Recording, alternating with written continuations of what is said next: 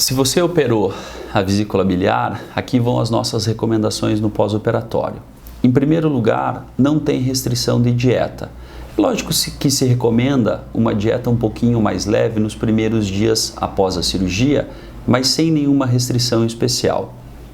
Apesar de algumas pessoas, e até mesmo médicos, orientarem os seus pacientes a não comerem mais alimentos gordurosos após a cirurgia, isso é muito mais um mito do que um fato. A grande maioria dos pacientes vai poder se alimentar sem nenhuma restrição. A única coisa que a gente restringe para os nossos pacientes é aquilo que eventualmente lhes cause mal.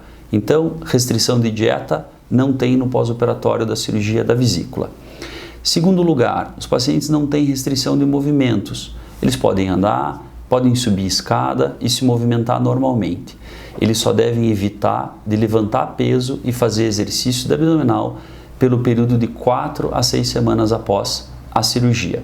Isso é para evitar de se formar uma pequena hérnia na incisão da cirurgia.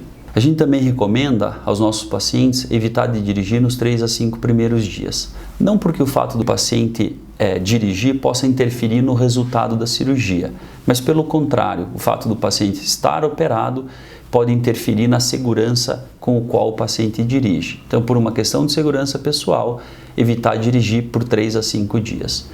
Em geral, não precisa mexer nos curativos. A gente normalmente faz um pontinho de cirurgia plástica que fica por dentro da pele e coloca um micropore por cima. O paciente pode tomar banho, lavar os micropores e depois secar com o secador e com a toalha.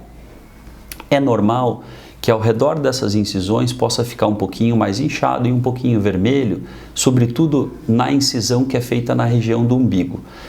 A incisão na região do umbigo é o local convencional por onde a gente faz a retirada da vesícula com as pedras. Então, normalmente no umbigo tem um cortezinho um pouquinho maior. Alguns pontos são necessários que sejam dados na musculatura dessa região. Então, nessa região, o paciente pode ter um pouquinho mais de dor e também pode, inclusive, vazar um pouquinho de secreção, uma secreção amarelo clarinha ou um amarelo avermelhada com um sinal de um pouquinho de sangue. Isso, em geral, é normal no pós-operatório. Assim como é normal que os pacientes apresentem dor na primeira semana, nas primeiras 2 semanas depois do pós-operatório. Por mais que a cirurgia seja realizada por essa técnica ou por técnicas minimamente invasivas, a cirurgia laparoscópica, ainda assim existe um trauma muscular e os pacientes vão apresentar um desconforto nas primeiras semanas. Esse desconforto tende a ser mais intenso nos 2, 3, 4 primeiros dias e à medida que a evolução passa, esses sintomas se tornam menos frequentes. Por isso que normalmente os pacientes recebem uma receita com analgésico e às vezes anti-inflamatório para aliviar esses sintomas que acontecem normalmente nos primeiros dias após a cirurgia.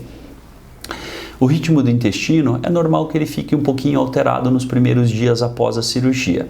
Ele pode ficar um pouquinho mais preso ou pode ficar um pouquinho mais solto. Inclusive, esse é um sintoma comum apresentado pelos pacientes depois da retirada da vesícula. O ritmo do intestino pode ficar um pouquinho mais acelerado nas primeiras semanas após a cirurgia, sobretudo quando o paciente faz uma alimentação mais gordurosa. Então, se eventualmente isso estiver acontecendo, a gente orienta os pacientes a restringirem um pouquinho alimentos que sejam muito gordurosos.